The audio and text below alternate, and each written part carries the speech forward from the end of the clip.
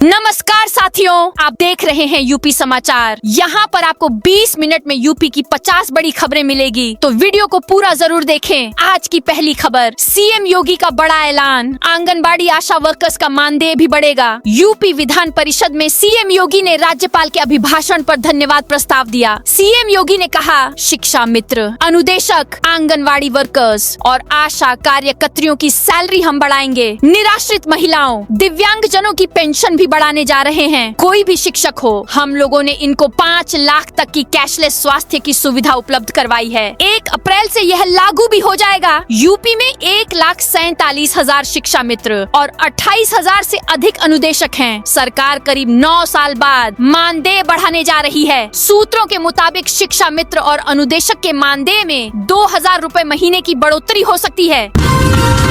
UP में 2 दिन बारिश का अलर्ट, मौसम बिगड़ेगा। यूपी में ठंड विदा होने की तरफ बढ़ रही है। सिर्फ सुबह और रात में ही ठंड पड़ रही है, दिन में कड़ी धूप निकल रही है। लेकिन प्रदेश में फिर से मौसम बिगड़ने वाला है। मौसम विभाग ने प्रदेश में 2 दिन बारिश का अलर्ट जारी किया है। यही नहीं, पहाड़ों में हो रही बर्फबारी से भी पारा गिरने का अनुमान है। मौसम केंद्र के वैज्ञानिक अतुल सिंह ने बताया, पश्चिमी विक्षोभ फिर से सक्रिय हो रहा है। इससे 17 और 18 फरवरी को प्रदेश के कुछ हिस्सों में बारिश हो सकती है। 30 से 40 किलोमीटर प्रति घंटे की रफ्तार से हवाएं भी चलेंगी।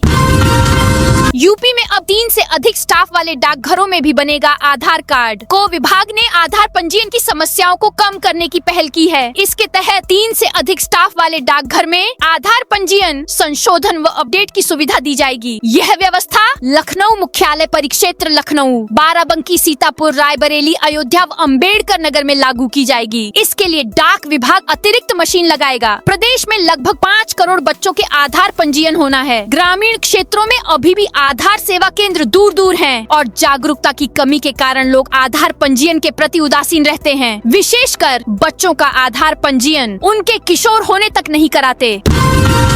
पिपराइच रेलवे स्टेशन पर बना दिया मस्जिद नुमा गुम्बद। पूर्वोत्तर रेलवे के वाराणसी मंडल के पिपराइच रेलवे स्टेशन के नव निर्मित भवन को मस्जिद की आकृति दे दी गई। इस पर हरे रंग का गुम्बद बना दिया गया। पिपराइच नगर पंचायत के पूर्व सभासद सुभाष चंद्र ने इसको लेकर महाप्रबंधक से शिकायत की है। उनका आरोप है कि ऊपर हरे रंग का गुम्बद होने के कारण मुस्लिम समाज के कुछ लोग समय समय पर छत के नीचे नमाज भी पढ़ते हैं। यूपी में सुभाषपा विधायक बेदीराम फिर सुर्खियों में। प्रॉपर्टी डीलर ने लगाया ये आरोप। उत्तर प्रदेश की राजधानी लखनऊ के गोमती नगर विस्तार क्षेत्र स्थित बाघामऊ में सरकारी सड़क की जमीन पर कब्जे के आरोप को लेकर गाजीपुर से सुभाषपा विधायक बेदीराम एक बार फिर सुर्खियों में हैं। विधायक और प्रॉपर्टी डीलर तारा सिंह बिष्ट के बीच हुई तीखी बातचीत का ऑडियो वायरल हो गया है। विवाद इस बात को लेकर है कि संबंधित स्थान पर नगर निगम की सड़क 40 फीट चौड़ी है या 16 फीट। प्रॉपर्टी डीलर का आरोप है कि विधायक की बाउंड्री वॉल सड़क की जमीन पर बनाई जा रही है।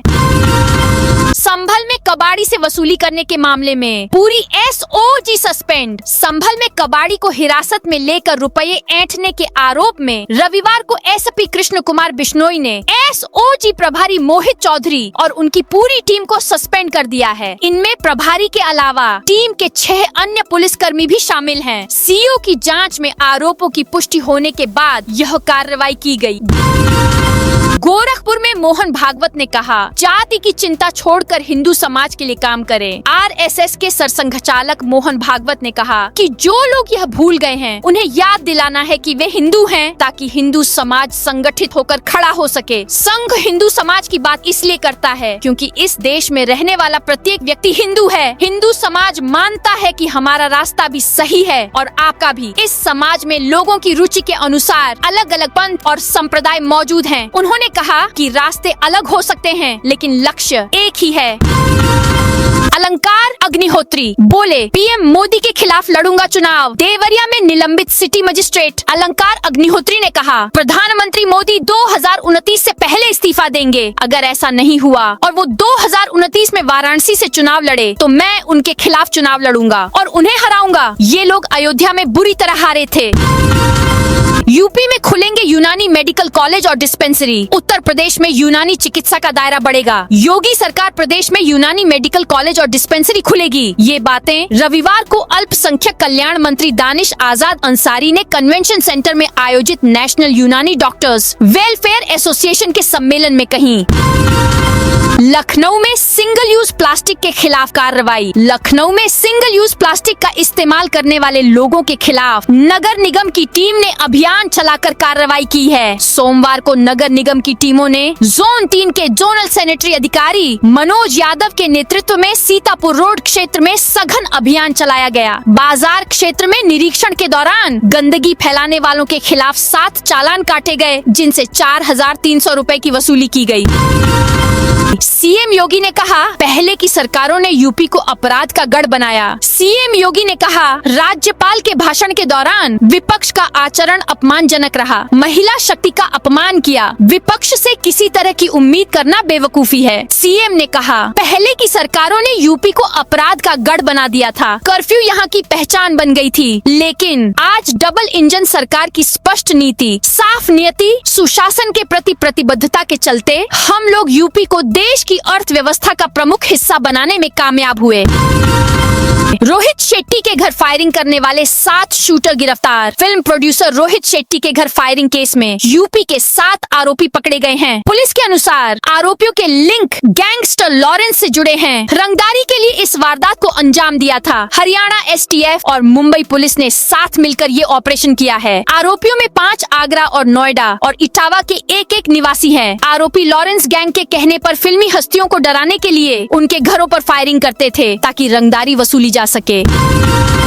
सुनवाई की तारीख बीतने पर भी नहीं कटेगा नाम। चुनाव आयोग ने SIR में मतदाताओं को दी बड़ी राहत। उत्तर प्रदेश में मतदाता सूची के विशेष गहन पुनरीक्षण अभियान के तहत चुनाव आयोग ने बड़ी राहत दी है। अब निर्धारित सुनवाई तिथि चूकने वाले मतदाता 1-2 दिन बाद भी केंद्र पर उपस्थित हो सकते हैं। लाखों मतदाताओं को नोटिस मिले थे, जिनमें से कई समय पर नहीं पहुंच पाए थे। इस निर्णय से अभियान सुचारू रहेगा और लाखों लोगों को लाभ मिलेगा। नाम जोड़ने और हटाने के लिए लाखों आवेदन प्राप्त हुए हैं।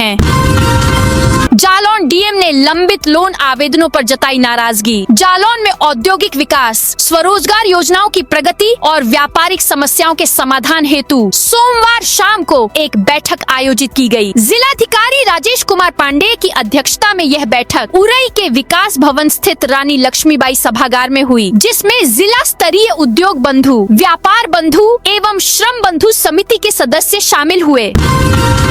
बड़ा इमामबाड़ा घूमने जा रहे पर्यटकों की जेब पर बड़ा खर्च। लखनऊ जिला प्रशासन और हुसैनाबाद ट्रस्ट ने पर्यटकों को आकर्षित करने की पहल की है। इसके तहत बड़ा इमामबाड़ा का टिकट ऑनलाइन देने की व्यवस्था की गई है। इसकी वेबसाइट बना दी गई है, जिस पर 18 फरवरी से टिकट मिलेगा। टिकट में 10 रुपए की वृद्धि भी की जा रही है। ट्रस्ट के सहायक कार्यालय अधीक्षक हबीबुल हसन ने बताया कि अभी बड़ा इमामबाड़ा का टिकट मूल्य 50 रुपए है। 18 फरवरी से यह 60 रुपए का हो जाएगा। यूपी में चौधरी की नई टीम में फंसा जातीय पेंच। लखनऊ के बाद अब दिल्ली में होगा मंथन। भारतीय जनता पार्टी की यूपी इकाई में बड़ा संगठनात्मक फेरबदल अब होली के बाद ही होगा। प्रदेश अध्यक्ष पंकज चौधरी की नई टीम को लेकर पहले दौर का मंथन पूरा हो चुका है, लेकिन जातीय और क्षेत्रीय संतुलन पर पेंच फंसा है। ऐसे में लखनऊ से लेकर दिल्ली तक दूसरे दौर की बैठकों के बाद ही अंतिम मुहर लगेगी। नोएडा के नए रूट से जुड़ेगी डीटीसी की बस। नोएडा में डीटीसी बस का संचालन की उम्मीद जगी है। पब्लिक ट्रांसपोर्ट की सुविधा के लिए अब दिल्ली डीटीसी दिल्ली सरकार के साथ जल्द समझौता हो सकता है। डीटीसी की बस नोएडा के कुछ रूट पर अब भी आती है। रोजाना हजारों लोग इनका फायदा लेते हैं। ऐसे में डीटीसी बसों के रूट दायरा बढ़ाया जा सकता है। ये बस नोएडा के आउटर सर्किल में चल सकती है, जबकि अंदर सेक्टर को जोड़ने के लिए फीडर बस चलाएंगे। निलंबित सिटी मजिस्ट्रेट बोले, सनातनी पार्टी का विकल्प देंगे। निलंबित सिटी मजिस्ट्रेट अलंकार अग्निहोत्री रविवार को बरेली पहुंचे। यहां पहुंचने के बाद वे सीधे परशुराम धाम पहुंचकर दर्शन किए। अग्निहोत्री के स्वागत में बड़ी संख्या में लोग पहुंचे थे। हाल ही में उन्होंने नए राजनीतिक दल का ऐलान किया है। अलंकार अग्निहोत्री से भविष्य की रणनीति सहित कई मुद्दों पर बातचीत की। बातचीत में उन्होंने बिना नाम लिए पीएम मोदी और गृह मंत्री शाह पर जमकर निशाना साधा। कहा, 2 गुजरातियों ने देश को नुकसान पहुंचाया है, वे देशी आतंकवादी हैं।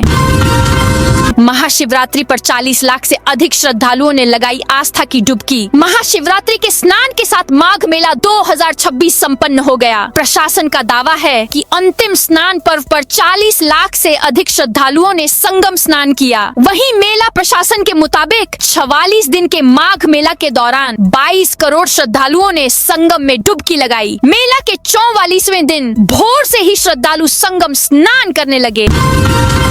योगी शंकराचार्य विवाद पर रितेश्वरानंद बोले, संवाद से सुलझेंगे मतभेद। चित्रकूट में संत रितेश्वरानंद सोमवार को तीर्थ नगरी चित्रकूट पहुंचे। मंदाकिनी नदी किनारे स्थित आरोग्य धाम में प्रवास के दौरान मुख्यमंत्री योगी आदित्यनाथ और शंकराचार्य के बीच चल रहे विवाद पर उन्होंने कहा कि योगी आदित्यनाथ भी एक संत हैं। संतों के बीच मतभेद होना असामान्य नहीं है, लेकिन वे आपसी संवाद के माध्यम से इन मतभेदों को सुलझा लेंगे। टीटी अनिवार्यता के खिलाफ आंदोलन को एकजुट हुए शिक्षक। सुप्रीम कोर्ट ने अपने हालिया फैसले में 27 जुलाई 2011 से पहले नियुक्त शिक्षकों के लिए भी सेवा में बने रहने के लिए टीटी शिक्षक पात्रता परीक्षा पास करना अनिवार्य किया था। इससे शिक्षकों में नाराजगी है। रविवार को लखनऊ में अलग अलग शिक्षक संगठनों ने बैठक कर साझा रणनीति तैयार करने और आंदोलन को संगठित तरीके से आगे बढ़ाने का फैसला किया। 2 दिन के इजराइल दौरे पर जाएंगे पीएम मोदी। प्रधानमंत्री नरेंद्र मोदी 25 फरवरी से इजराइल के 2 दिन के दौरे पर जाने वाले हैं। समाचार एजेंसी पीटीआई ने सोमवार को सूत्रों के हवाले से यह जानकारी दी। इससे पहले इजराइल के पीएम बेंजामिन नेतन्याहू ने भी कहा कि पीएम मोदी अगले हफ्ते इजराइल आएंगे। उन्होंने भारत के साथ संबंधों की तारीफ करते हुए इसे जबरदस्त बताया। नेतन्याहू ने कहा, संसद में भाषण होने वाला है। अगले हफ्ते यहाँ कौन आ रहा है? नरेंद्र मोदी। इजराइल और भारत के बीच जबरदस्त गठबंधन है और हम हर तरह के सहयोग पर बात करेंगे। यूपी में 178 निजी अस्पतालों के लाइसेंस निरस्त। स्वास्थ्य विभाग का जिम्मा संभाल रहे उप मुख्यमंत्री ब्रजेश पाठक ने सोमवार को विधानसभा में बताया कि प्रदेश में विभिन्न शिकायतों के आधार पर 178 निजी अस्पतालों के लाइसेंस निरस्त किए गए हैं। हालांकि 59 अस्पतालों के लाइसेंस अपील पर सुनवाई के बाद बहाल भी किए गए हैं। सपा सदस्य अतुल प्रधान द्वारा पूछे गए प्रश्न के जवाब में उप मुख्यमंत्री ने बताया कि निजी अस्पतालों के खिलाफ करीब 500 शिकायतें प्राप्त हुई थीं। शिकायतों की जांच के बाद संबंधित अस्पतालों पर कड़ी कार्रवाई की गई है। यूपी विधानसभा में गूंजा जल जीवन मिशन में घपले का मुद्दा। महोबा में हर घर नल योजना को लेकर पिछले दिनों भाजपा के चरखारी विधायक बृजभूषण राजपूत द्वारा जल शक्ति मंत्री को घेरने के बाद अब विधानसभा में सोमवार को सपा ने जल जीवन मिशन में घपले का मुद्दा उठाया। सपा सदस्यों ने इस योजना की जांच कराने की मांग की। कहा, आए दिन टंकियां गिर रही हैं, न तो नलों से पानी आ रहा है और न ही गांव की सड़कें ठीक हो रही हैं। वहीं जल शक्ति मंत्री ने आरोप को बेबुनियाद बताया है। बीहड़ वाली दरगाह बेदखली मामले में आज हुई सुनवाई। इटावा के बीहड़ क्षेत्र में स्थित सैयद दरगाह की बेदखली मामले में सामाजिक वानिकी न्यायालय में सुनवाई हुई, लेकिन कोई अंतिम निर्णय नहीं आया। अदालत ने मजार पक्ष को 20 फरवरी तक जरूरी दस्तावेज जमा करने के निर्देश दिए हैं। यह कार्रवाई मुख्यमंत्री योगी आदित्यनाथ के कार्यालय से आई शिकायत के बाद शुरू हुई थी। 23 जनवरी को अवैध मजार बताते हुए ध्वस्तीकरण का नोटिस जारी किया गया था।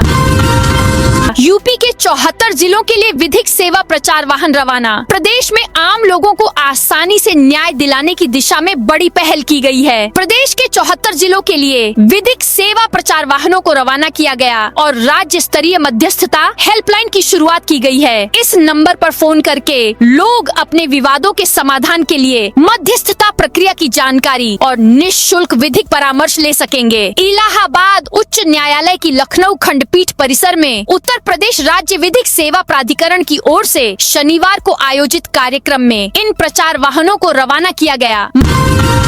मकान में अवैध शस्त्र फैक्ट्री का खुलासा। एक गिरफ्तार। शाहजहांपुर पुलिस ने एक मकान के अंदर चल रही अवैध शस्त्र फैक्ट्री का भंडाफोड़ किया है। पुलिस ने मौके से एक आरोपी को गिरफ्तार किया है जो पंचायत चुनाव के लिए तमंचे बना रहा था। पुलिस ने बने और अधबने तमंचे तथा उन्हें बनाने में इस्तेमाल होने वाले उपकरण भी बरामद किए हैं। यह कार्रवाई थाना निगोही क्षेत्र के मिल्किया गांव में एक खंडहर नुमा खाली मकान में की गई। मुखबिर की सूचना पर निगोही पुलिस ने छापा मारा और भटपुरा निवासी संतोष को मौके से पकड़ा। यहाँ बड़े पैमाने पर देशी तमंचे बनाने का काम चल रहा था।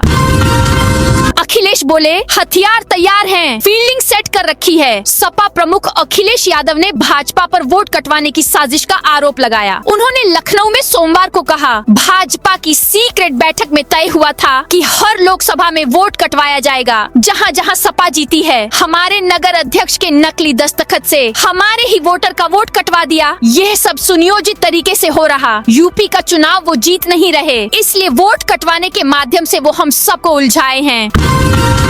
आजमगढ़ में झूठी सूचनाएं देने वाले युवक पर एफआईआर। आजमगढ़ में सब इंस्पेक्टर ने नशा करने वाले युवक के खिलाफ एफआईआर कराई है। वह डायल 112 को फोन करके झूठी सूचनाएं देता था। जब डायल 112 और पुलिस की टीम मामले की छानबीन करने जाती तो मामला झूठा निकलता। आरोपी की पहचान उकरौड़ा गांव का रहने वाला प्रदीप कुमार यादव के रूप में हुई है।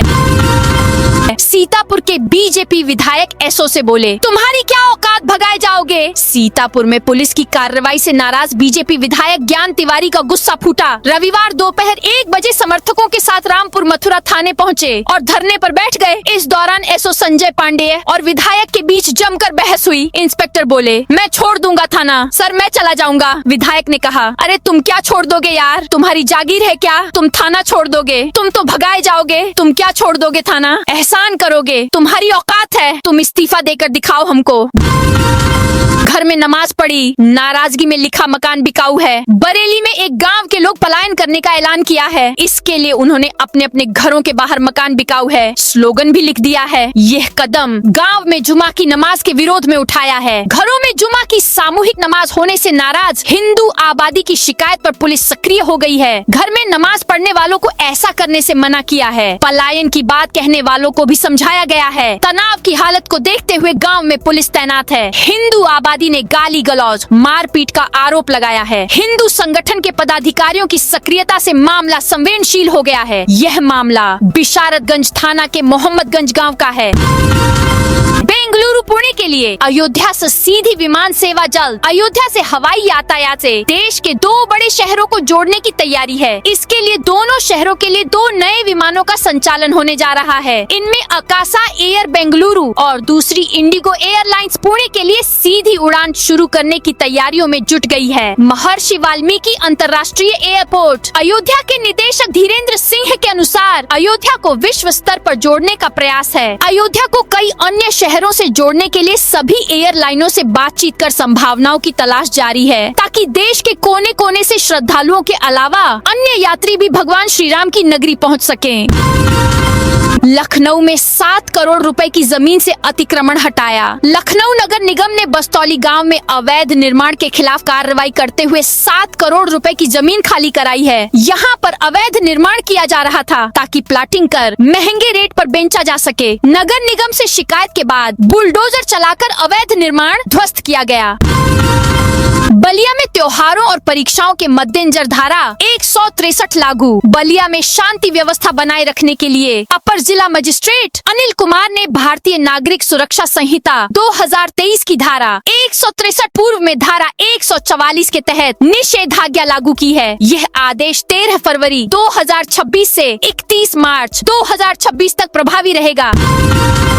फिरोजाबाद के सुहागनगर में अवैध झोपड़ी पर बुलडोजर चला। फिरोजाबाद के सुहागनगर सेक्टर 3 में सोमवार को विकास प्राधिकरण और नगर निगम की संयुक्त टीम ने एक कथित अवैध झोपड़ी पर बुलडोजर कार्रवाई की। इस दौरान क्षेत्र में अफरा तफरी का माहौल रहा और टीम तथा पीड़ित परिवार के बीच नोकझोंक भी हुई। पीड़ित रानी देवी ने बताया कि उनका परिवार पिछले लगभग 40 वर्षों से इस स्थान पर रह रहा था। उन्होंने कहा कि उनके छोटे बच्चे हैं और वे वाल्मीकि समाज से संबंध रखते हैं। परिवार का गुजारा कबाड़ बीनकर चलता है। 16 गांवों को नगर पालिका में शामिल करने का प्रस्ताव। संत कबीर नगर जिले के खलीलाबाद शहर से सटे 16 गांवों को नगर पालिका में शामिल करने का प्रस्ताव शासन स्तर पर लंबित है। इस कारण इन क्षेत्रों के निवासियों की शहरी सुविधाओं की उम्मीदें धूमिल होती जा रही हैं। आगामी पंचायत चुनाव नजदीक होने के कारण इस प्रस्ताव को मंजूरी मिलने की संभावनाएं कम होती दिख रही हैं। हालांकि इस प्रस्ताव को ध्यान में रखते हुए रिंग रोड परियोजना पर काम शुरू किया गया है, जिसमें बालू शासन से चकदही तक के रिंग रोड को मंजूरी मिल चुकी है।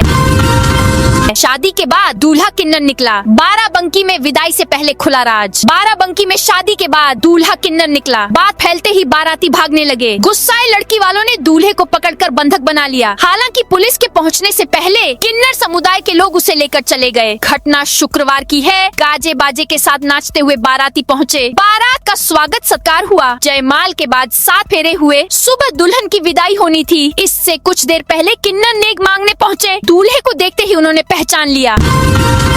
अमीषा पटेल के खिलाफ गैर जमानती वारंट जारी। मुरादाबाद की कोर्ट ने फिल्म अभिनेत्री अमीषा पटेल के खिलाफ गैर जमानती वारंट जारी किया है। कोर्ट ने पुलिस को आदेश दिया है कि अमीषा पटेल को 27 मार्च को कोर्ट में पेश किया जाए। वकील पंकज शर्मा ने कहा, 27 मार्च अगर अमीषा पटेल कोर्ट में पेश नहीं हुई तो उन्हें गिरफ्तार किया जा सकता है। जीडीए उपाध्यक्ष को निमंत्रण लेकर पहुंचा। रोबोट शिव भक्त गोरखपुर विकास प्राधिकरण जीडीए के उपाध्यक्ष आनंद वर्धन को सोमवार को एक रोबोट भक्ति संध्या का निमंत्रण देने के लिए पहुंचा। रोबोट बरामदे से चलकर फर्स्ट फ्लोर पर आनंद वर्धन के कार्यालय में गया। सबसे पहले रोबोट ने उनका अभिवादन किया, फिर हाथ मिलाया, बैठकर नमस्ते किया और दंडवत होकर निमंत्रण पत्र सौंपा।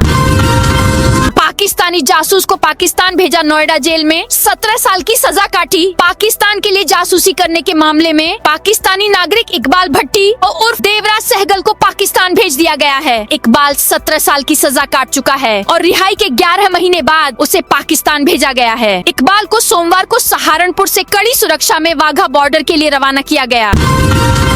राजपूत करनी सेना अध्यक्ष ने जारी किए फायरिंग वीडियो। सहारनपुर में जमीन विवाद में गोलीबारी के आरोपी अब तक फरार थे। 7 दिन बाद रविवार को मुख्य आरोपी श्री राजपूत करनी सेना के उत्तराखंड अध्यक्ष शक्ति सिंह ने अपना एक और वीडियो जारी किया। शक्ति सिंह ने कहा, शिवालिक फॉर्म हत्याकांड में विदेशी पिस्टल का इस्तेमाल किया गया। प्रशासन इन पिस्टलों की जांच करें, कहां से आए, हमें ढूंढने की जरूरत नहीं है। मैं खुद ही जल्द कोर्ट में पेश होंगे। तो दोस्तों, यह थी आज उत्तर प्रदेश के सभी जिलों की दिन भर की ताजा और बड़ी खबरें।